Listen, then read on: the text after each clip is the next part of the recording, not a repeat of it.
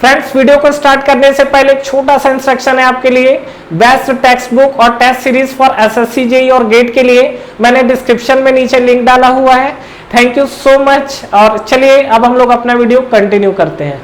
Hello friends, कैसे हैं आप लोग? आई होप आप सभी लोग अच्छे होंगे। तो फ्रेंड्स, इस वीडियो में हम लोग जो बात करने वाले हैं वो आपका पेट्रोल और डीजल इंजन के बीच में क्या डिफरेंस होता है। हालांकि इसमें से कुछ चीजें हमें पता होगी, डेफिनेटली पता होगी, लेकिन मैं यहाँ पर कुछ आपको इंपॉर्टेंट चीज डिस्कशन करने वाला हूँ जो कि आपका एग्जाम से रिलेटेड और प्रैक्टिकल लाइफ से रिलेटेड चीजें होंगी। और फिलहाल अगर मैं यहाँ पे बात करूँ तो इस वीडियो में बेसिकली हम लोग जो सीखने वाले हैं इसमें हम लोग देखेंगे कि पेट्रोल इंजन और डीजल इंजन अगर ओवरऑल देखा जाए तो कौन सा इंजन बेस्ट है। अगर आपको गाड़ी खरीदनी चाहिए तो पेट्रोल आपके लिए ज्यादा बेस्ट होगा या डीजल आपके लिए ज्यादा बेस्ट होगा। इसके अलावा माइलेज किसका ज्यादा होता है, गाड़ी के अंदर इंजन के अंदर साउंड किसका ज्यादा होता है, आरपीएम किसकी ज्यादा होती है। तो ये सब जो भी फैक्टर्स है, इस फैक्टर्स को लेके हम लोग बात करने वाले हैं। तो चलिए हम लोग स्टार्ट करते हैं और आते हैं हम लोग पेट्रोल और डीजल इंजन के बीच का जो बेसिक डिफरेंस है। तो सबसे पहले हम लोग समझते हैं, देखिए नो डाउट पेट्रोल इंजन का मतलब सीधा सीधा ये है कि इसमें आपका जो फ्यूल यूज होता है वो कौन सा यूज होता है, पेट्रोल यूज होता है। और पेट्रोल यूज होता है तो इसमें आपका स्पार्क प्लग यूज होता है। और स्पार्क प्लग यूज होने के कारण ये जो हमारा इंजन है, इस इंजन को हम लोग क्या बोलते हैं, इसको हम लोग बोलते हैं क्या, एसआई इंजन। ठीक है, एसआई इंजन बोलने का रीजन समझ में आया, क्योंकि हम लोग यहाँ पर क्या कर रहे हैं, स्पार्क प्लग यूज कर रहे हैं। स्पार्क के थ्रू इग्निशन होता है, that's why it is called SI engine. अगर आप डीजल इंजन में जाओगे तो यहाँ पर बेसिकली क्या होता है, यहाँ पर हम लोग कंप्रेस्ड इग्निशन बोला जाता है, that is called CI engine. और इसमें अगर आप यूज करोगे तो क्या है, इसमें हमारा अलग से नोजल यूज होता है जिससे हमारा क्या होता है, फ्यूल स्प्रे होता है। तो इस केस में अगर आप आओगे तो आपको क्या है, नोजल दिख रहा है जहां से आपको क्या करेगा, फ्यूल को स्प्रे करेगा। एक जस्ट अगर आप इसके एग्जांपल देखोगे तो ये देखो, ये आपका मान लो सिलेंडर है और ये सिलेंडर के अंदर मान लीजिए आपका क्रैंकशाफ्ट इस तरीके से रोटेट कर रहा है। ये हमारा इनलेट और एग्जॉस्ट वॉल है। तो अगर मैं यहाँ पर बात करूं तो पेट्रोल इंजन के अंदर यहाँ पर क्या होगा, आपको स्पार्क प्लग होगा। स्पार्क प्लग क्या करता है कि देखिए इंजन के अंदर हमेशा क्या आता है, अगर आप इंजन के अंदर देखोगे तो यहाँ से आपका कार्बोरेटर यूज होता है और कार्बोरेटर से क्या आता है, air fuel mixture, that is called AFM. Air fuel mixture carburettor के अंदर मिक्स होता है। मिक्स होने के बाद सिलेंडर के अंदर आएगा। सिलेंडर के अंदर आने के बाद कंप्रेस होगा तो यहाँ स्पार्क प्लग क्या करेगा, स्पार्किंग करेगा। That's why petrol engine is called SI engine. अगर आप डीजल में जाओगे तो क्या होगा, डीजल के अंदर अगर आप देखोगे तो यहाँ पर आपका क्या होता है, अलग से जो फ्यूल टैंक होता है उस फ्यूल टैंक से क्या होगा, आपका डायरेक्ट यहाँ पर फ्यूल टैंक आपका यहाँ पर जो आपका ये नोजल कनेक्ट होता है। डीजल की अगर बात करूंगा तो ये आपका होगा नोजल और यहां से जो आपका इंटर करेगा एयर ओनली। याद रखिएगा, इसमें कोई भी आपका मिक्सचर यूज नहीं होता है, केवल इसमें आपका एयर यूज होता है। तो अगर एयर यूज होगा तो क्या इसमें कार्बोरेटर की जरूरत पड़ेगी, डेफिनेटली कार्बोरेटर का जरूरत नहीं पड़ेगा। तो यहाँ पर एयर आई, एयर आपका कंप्रेस किया और कंप्रेस करने के बाद यहाँ से नोजल से क्या होता है, यहाँ पंप लगा रहता है जिससे आपका क्या है, डीजल फ्यूल आता है और डीजल फ्यूल क्या करेगा, ये स्प्रे करेगा। ठीक है, तो अगर आप देखोगे यहाँ पर तो क्या है, डीजल यहाँ पर स्प्रे करेगा तो उसके बाद अंदर क्या होता है, बर्निंग होती है, कंबशन होता है। तो कुल मिला के अगर आप देखेंगे तो ये जो आपका पेट्रोल इंजन और डीजल इंजन में, तो अगर मैं बात करूं किस साइकिल पे बेस्ड हो रहा है, तो जो आपका पेट्रोल इंजन है ये हमारा ऑटो साइकिल पे बेस्ड होता है और जो हमारे पास डीजल इंजन है ये आपका कौन से साइकिल पे बेस्ड है। तो जो डीजल इंजन है एक तो आपका ये डीजल साइकिल पे बेस्ड होता है और दूसरा अगर हम लोग बात करें तो ये जो हमारा डुअल साइकिल होता है, ठीक है, डुअल साइकिल भी हमारा क्या है, डीजल फ्यूल पे काम करता है। बहुत डिपेंड करता है डुअल साइकिल को लेके, लोग काफी ज्यादा कंफ्यूज भी होते हैं। बेसिकली इसमें आपके टोटल 5 प्रोसेस होते हैं और जो डुअल साइकिल है आजकल आप आसपास अपने मार्केट में जितने भी आप मैक्सिमम जो गाड़ियां देख रहे हैं वो सभी के सभी आपके डुअल साइकिल पे काम करते हैं। क्या रीजन है, अगर उसको मैं नेक्स्ट बार कवर करूंगा, क्योंकि इसमें अगर बताऊंगा तो काफी ज्यादा वीडियो लेंदी हो जाएगा। लेकिन ये ध्यान रखिएगा कि जो आपका डुअल साइकिल या डीजल है, दोनों में आपका जो फ्यूल यूज होता है वो डीजल यूज होता है। और ये तो आपको पता है कि ऑटो में हमारा क्या होता है, पेट्रोल हम लोग यूज करते हैं। बात कर रहे थे कार्बोरेटर के अंदर, तो अगर आपका पेट्रोल इंजन है तो पेट्रोल इंजन में हमारा क्या होगा, कार्बोरेटर यूज होता है। और अगर आप डीजल इंजन के अंदर जाओगे तो इसमें आपको कार्बोरेटर यूज नहीं होगा, डेफिनेटली। क्यों? क्योंकि इसके अंदर अगर आप देखोगे पेट्रोल के अंदर तो इंटर क्या करता है, एयर ओनली। ठीक है, सिलेंडर के अंदर केवल एयर ओनली इंटर करता है, air only, sorry not air, AFM, that is the air fuel mixture. ठीक है, air fuel mixture इंटर्स into the cylinder. ये आपका सिलेंडर के अंदर क्या करता है, एयर फ्यूल मिक्सचर इंटर करता है। लेकिन यही चीज अगर आप देखोगे डीजल के अंदर, तो डीजल के अंदर केवल आपका क्या कर रहा है, ओनली एयर इंटर करता है। याद रखिएगा, इसमें आपका फ्यूल का कोई अलग से रिलेशन नहीं है। मतलब फ्यूल क्या है, फ्यूल उसके सिलेंडर के अंदर आपका अलग से इंजेक्ट किया जाता है। तो यहाँ पे आप देखेंगे तो इंजेक्ट जो करते हैं यहाँ पर स्पार्क प्लग के थ्रू स्पार्किंग किया जाता है, और यहाँ पर फ्यूल इंजेक्ट किया जाता है किसके थ्रू, नोजल के थ्रू। यहाँ तक क्लियर है। नेक्स्ट अगर हम लोग बात करते हैं कंप्रेशन रेशियो को लेके, तो कंप्रेशन रेशियो आपको समझ में आता है। चीजों को थोड़ा सा प्रैक्टिकली समझिएगा। कंप्रेशन रेशियो का मतलब ये है कि अगर ये आपका सिलेंडर पिस्टन है और ये आपका जो वाल्व लगा हुआ है, इसमें आपके फ्यूल है, तो ये कितना आपको कंप्रेस कर रहा है, that is called compression ratio. तो कंप्रेशन रेशियो में अगर हम लोग बात करेंगे तो क्या होगा, ये हमारा सिलेंडर पिस्टन है, यहां से क्या कर रहा है, कंप्रेस करेगा। तो कितना ज्यादा कंप्रेस करता है वो डिपेंड करता है। तो इसका जो कंप्रेशन रेशियो है ये बेसिकली आपको 6 से 12 दिखता है, कहीं आपको 6 से 10 भी दिखेगा, बट 6 से 12 लेके चलिए। और जो आपका डीजल इंजन है, इसके अंदर अगर आप कंप्रेशन रेशियो देखोगे कितना होता है डीजल का, ये आपका होता है 16 से 20 के बीच में, ठीक है। और यहीं अगर आप देखोगे डुएल का, तो डुएल का दोनों के बीच में होता है कितना, 12 से 16, ठीक है। अब ये बताइए कंप्रेस का मतलब क्या है, सीधा सीधा कि ये आपका पिस्टन कितना अंदर की तरफ आ रहा है। अगर 6 से 12 का रेंज बोल रहा हूं तो इसका रेंज कम है, तो पिस्टन कम अंदर आएगा।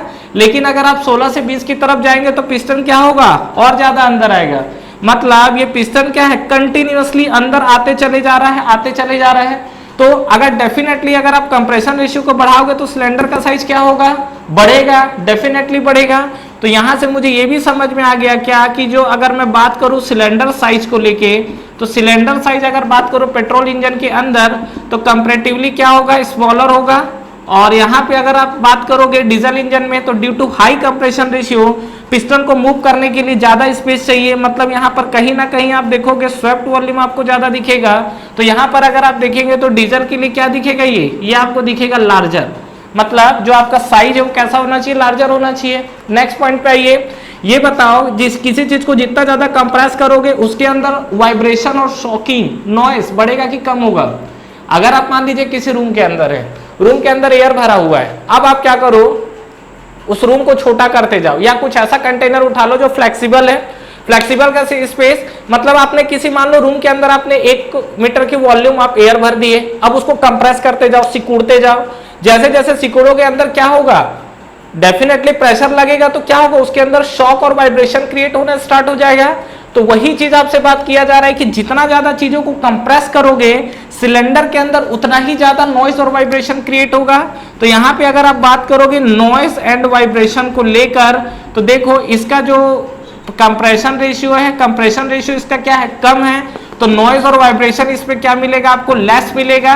लेकिन यहाँ पे अगर आप बात करोगे तो यहाँ पर नॉइज और वाइब्रेशन आपको कैसा दिखेगा, डेफिनेटली डीजल इंजन है तो इस पे नॉइज वाइब्रेशन आपको हाई मिलेगा। क्यों, क्योंकि यहाँ पर कंप्रेशन रेशियो आपका कितना है, ज्यादा है। क्लियर आता है। चलिए नेक्स्ट हम लोग आगे बढ़ते हैं। अब देखिए अगर मैं बात करूं, ये आपका हेवी वेट वाला इंजन हो गया है, ठीक है। तो ये बताइए कि अगर मैं इसमें आरपीएम को लेके बात करूं तो आरपीएम के साथ क्या कहानी होगी। ये जो मैं अगर आरपीएम को लेके बात कर रहा हूं तो मैं आपको एक बेसिक कंसेप्ट दे रहा हूं, ये रेयरली आपको दिखेगा, लेकिन ध्यान रखिएगा ये आपको प्रैक्टिकल लाइफ में भी हेल्प करने वाला है। मतलब अगर आप कोई गाड़ी लेके जाते हैं, गाड़ी खरीदने जा रहे हैं, तो ये बताइए अगर मैं एसआई और सीआई इंजन की बात करता हूं तो कौन सी गाड़ी आपको माइलेज ज्यादा देती है। ठीक है, बेसिकली कई लोग बोलते हैं पेट्रोल का माइलेज ज्यादा होता है, कई लोग बोलते हैं डीजल का माइलेज ज्यादा होता है। तो इससे रिलेटेड मैं आपको कंसेप्ट दे देता हूं यहाँ पर, इससे आपको काफी कुछ चीजें क्लियर हो जाएंगी। देखिए क्या बताया जा रहा है, सपोज मान लीजिए कि आपका एसआई इंजन है, तो ये आपका क्या है, क्रैंकशाफ्ट है। एसआई इंजन में मान लीजिए कि कंप्रेशन रेशियो आपका इतना है, ये वाला पोर्शन जो है ये कंप्रेशन रेशियो को शो कर रहा है, किसके लिए लिखा हुआ है, एसआई के लिए। सीआई के लिए आओगे तो क्या हो जाएगा, मान लो ये सिलेंडर पिस्टन क्या होगा, कंप्रेशन रेशियो ज्यादा है, तो कंप्रेशन रेशियो ज्यादा है तो डेफिनेटली इसका जब देखोगे स्वेप्ट वॉल्यूम तो ज्यादा होगा। अब ये कंप्रेशन रेशियो ज्यादा है तो आपको ये रिलेशन पता होगा कि ये अगर ये आर है और ये जो आपका स्वेप्ट वॉल्यूम का जो स्ट्रोक लेंथ है एल है, तो बेसिकली हम लोग क्या लिखते हैं, एल इक्वल टू 2R लिखते हैं। तो यहाँ पर आपका क्या है, स्वेप्ट वॉल्यूम का लेंथ बढ़ा हुआ है, तो लेंथ बढ़ा है तो डेफिनेटली यहाँ पर देखोगे तो आपका क्या है, क्रैक रेडियस भी बढ़ा रहेगा। तो यहाँ पर जो अगर आप आर लिख रहे हो तो कोई बात नहीं, यहाँ पर जब आप आर लोगे तो डेफिनेटली इससे बड़ा आर मिलेगा, क्यों, क्योंकि यहाँ पर स्वेप्ट वॉल्यूम आपका ज्यादा है। स्वेप्ट वॉल्यूम ज्यादा है तो क्या होगा, आपका रेडियस भी बड़ा होगा। तो ये बताइए यहाँ पर एक रोटेशन, ये क्रैंक रेडियस यहाँ पर बड़ा हो गया, यहाँ पर क्रैंक रेडियस छोटा है। अब ये बताइए, एसआई में क्रैक रेडियस छोटा है, एक रोटेशन इसको कंप्लीट कराओ, सीआई में क्रैक रेडियस बड़ा है तो इसमें एक रोटेशन कंप्लीट बढ़ाओ, डिस्प्लेसमेंट किसमें ज्यादा मिलेगा?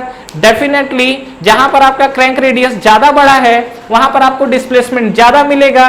तो यहां पर आप बात कर सकते हो कि क्रैंक रेडियस आपका ज्यादा है तो यहां पर आपको डिस्प्लेसमेंट क्या मिलेगा? ज्यादा। मतलब एक रोटेशन एसआई को कराओ, एक रोटेशन सीआई को कराओ तो क्या होगा?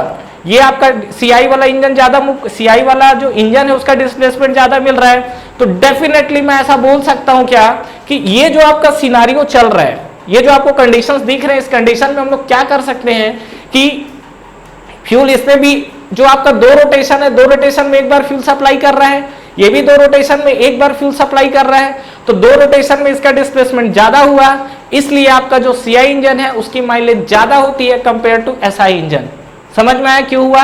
सीआई इंजन का जो माइलेज है वो आपको ज्यादा होता है। क्यों ज्यादा होता है? क्योंकि दो रोटेशन जब करेगा तो दो रोटेशन में इसका डिस्प्लेसमेंट ज्यादा आएगा, बल्कि same amount of fuel inject करेगा।